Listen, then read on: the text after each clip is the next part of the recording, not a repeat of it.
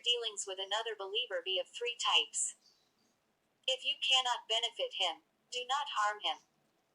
If you cannot gladden him, do not sadden him.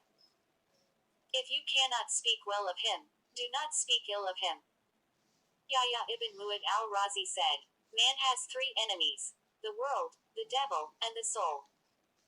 Be on your guard against the world through renunciation, against the devil by disobeying him, and against the soul by abandoning desire."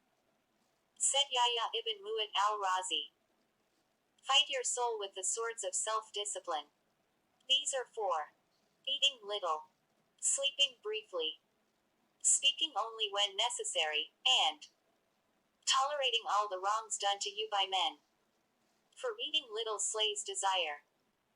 Sleeping briefly purifies your aspirations.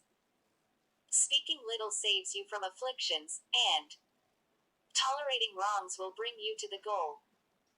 For the hardest thing for a man is to be mild when snubbed and to tolerate the wrongs which are done against him.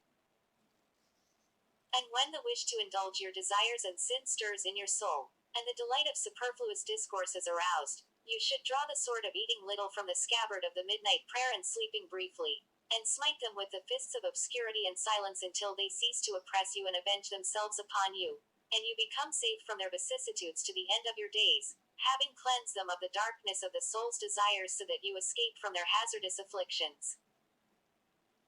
At this you will become a subtle spiritual body, and a radiance without weight, and shall roam in the field of goodness, traveling the paths of obedience to God like a swift horse in the field, and a king taking his recreation in a garden."